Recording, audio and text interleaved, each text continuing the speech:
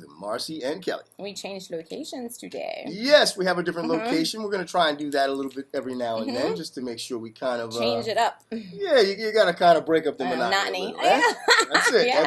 That's it. So today we are going to talk about time, lack of what we feel, but the same 24 hours we all have. Correct. Everyone always has the same 24 hours. It's just a matter of like how we utilize and manage that time. For me, I am that time management is a skill that I am working on very hard. Super procrastinator over here. Yeah, I mean, I'll get to it. Yeah, I'll get to it. That's one of mine. I mentioned before, we don't want to procrastinate too much because things will get stuck on Sunday and then it'll get aisle. Then it'll get well, they'll just get stuck on Sunday aisle because someday I'll get to it. Someday I'll get it. Next thing you know, you got this island over here that's a whole bunch of Sunday projects. Clutter mess. I hate that. But I do try to operate with the a to-do lists and a little schedule that by 12:30, 1 o'clock in the afternoon, that thing is already thrown out the window. Yeah, no, tackled. Move on to the next. I've ripped it up and thrown it away because it's changed 3 or 4 times. So that's true. Things do change. So you gotta be flexible with that. I tend to try and be flexible, but have a plan. Yeah. You gotta have some kind of outline to go and some kind of basis to go off of. True. But you also have I usually keep a list, but it depends. Because if it's creative stuff, I usually go through that list and find out where my ETA is, the estimated time of arrival, that everything has to be there and completed. If it's cleaning, that doesn't happen. The cleaning doesn't take too much of a priority on the list. I'm sorry, no. The kids do, the husband does, and the work does. So, which is that whole 3 spheres. Yeah. So, well, hey, again, that's also an important point. How we prioritize things bases, what we put our time and energy into. Yeah. We had mentioned before, if you put energy towards something, it grows. So if I'm spending a bunch of time, this is great that you brought up the 3 spheres. If I'm spending a bunch of time, that's the epitome of the show too. But it starts to expand and it starts to encroach on those other spheres, and I can't, because I only have the same 24 hours that everybody else does. Yeah. And sometimes too, it depends, because if I know people that work from home and sometimes they can get through their to-do list. Other people takes longer. When you have the comforts of what you normally do, let's say at home, and you have like a certain schedule. If you don't have that and it's changed up, it just depends sometimes on your mood. Like when I, feel kind of like a lazy day, I'm like, I got to get through these things. I got to run here. I got to pick up the kids there. I got to get this done. I got to send this website out. So it's good that you mentioned that about working from home. Working from home is one of the toughest things for people to do because you're in your comfort space already. Yeah, and then like you need to break from that monotony. Correct. You have to break that. And that's where I was going with this. You have to break that up. I take breaks throughout the course of the day. They're usually not scheduled, but sometimes I'll try and schedule that up. We need to do that. Like, I mean, my breaks, I'll take a break. I'll go out and ride the bike, if I'm home. I'll go get a Starbucks. Yeah, I'll get in the car and I'll drive because I love to drive the car. Sometimes one time I took a break and I went to the beach. Oh, that's a nice break. That was a really good one. It's a nice ride. And when I got there and I sat and I went in the water and I came back, I was fully rejuvenated. I'm sitting in the sun, just kind of taking soaking that in. Yeah, and ideas just started to hit me. Well, like, that's the thing. When I go driving, boom. they just come to me. Like you could just stay in like this mental state of I need to come up with some creative ideas, but the minute you get out or you do something out of your particular norm at the moment, it's like you have these creative epiphanies, whether it's 3 a.m, 2 a.m, or you're driving somewhere to pick up something. And it's funny because I was reading articles, I forget where it was, but they say to consciously, which I guess you have to train yourself to do, I'm saying, is this a priority for me right now? So you could be checking your email. And it's funny because I've read a lot of corporate articles and they say, check your email, when you're working on projects once a day. Like, once a day? Like, that's not right. Yeah. But I think what their whole mindset is for you to, like, back up and just think, okay, am I supposed to be working on this? Is this a priority? And of course there's that other aspect that everyone needs something yesterday. That whole aspect. So again, you have to prioritize and be like, who really needs this? Because, we all know someone that when we do work for them, no matter what it is, it sits in their inbox. They have a meeting or, you're like, really? I rushed to do all this. Yeah, and you that's a very important point because it's a good segue with because everyone makes you feel like their stuff has to be there you go. Most important. You really have to make sure you prioritize stuff according to what's important to you. Yeah. Not them. Yeah, because everyone would have their say. Everyone's stuff is important. Yeah. my stuff is the most and it's important important stuff to in make the world them feel to that me. way too. Correct, it is. know? It's very important. It's important to make people feel that they are valued. Period. If someone doesn't feel like they're valued in their life, they're not going to be in your life for too long. That's a whole transferred thing, and that's all. Yeah, they won't be. So you definitely have to make sure you have that especially when it comes to work. So I guess what it's pretty much being like, okay, backtrack it up, and you have your list that you can kind of cross-reference, and then you have people shuffling in by your office desk, and then you keep adding to this list. But so what do? I guess you just pull back and be like, okay, what on this list needs to be done ASAP? What I need to have this break. I don't care if it's a 10-minute coffee break. I need to go. Correct. I mean, I'm just kind of walking through what I would. That's exactly how I approach it myself. When I was doing it's funny you mentioned the email thing. When I was doing I know once a day, really. I was like, you gotta be fired. When I was doing the workforce development stuff in New York with Osborne, I was getting easily 300-400 emails a day. I know. I think it was a typo. They must have meant once an hour. So I'm constantly on the phone. I know.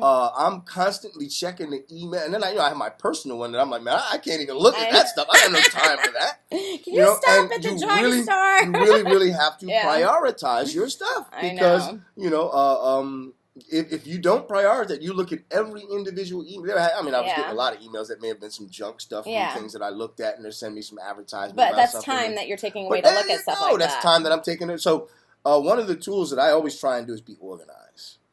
That's a process for some of us, over here. I have folders for everything. Well, I do in the computer. Case in point with the emails. Yeah. If I'm getting many emails from the same it makes sense thing, I'll group them all together. If they're all kind of I get a lot of stuff that goes into my social folder, a lot of stuff that goes into my promotional folder.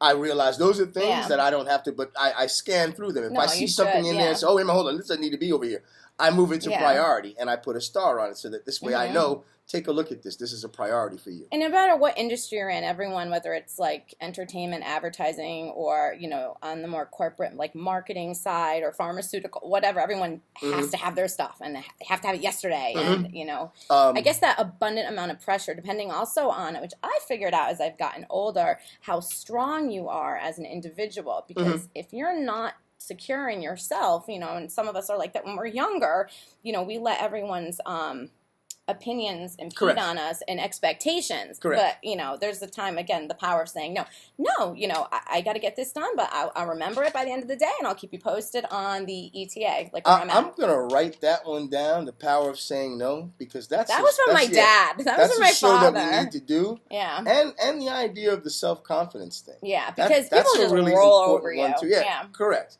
And it affects your work. It affects the quality, and because if you're rushing, it's more the time rather than the quality. Then you're going to notice that too, and then you're going to be running around trying to get things done, completing tasks. Then someone's going to come back to you and be like, "What is this?" And you're like, "Oh man, my self-confidence shot again." So it's like a vicious cycle. Yeah, I'm grabbing my pen here. Oh God, I'm creating these epiphanies for you. This is important stuff. We got to make sure we do that. Write that down. Like the lifts. And stepping back and, I guess you would say, finding out what's so important, what has to be done, what popped on the agenda that didn't pop on before, and what can wait. Or even if you're doing certain versions of things, if you're an editor and you're editing, not television, but copy or whatnot, you could say, this is where I'm at right now. Take a look, and when I have the green light or it's signed off, I'll keep going or whatever. Now, for those of you that are in the creative world as well as, the writing world, the world where you kind of can take an abundant amount of time doing things and looking at this because you want to get it just right. And I'm sorry, but not even that. I learned just for people that are in that industry, if you have to craft something, sometimes it's better just to tell them, listen, I'm doing some roughs. If I'm on the right track for you, let me know, and then I'll keep pursuing it.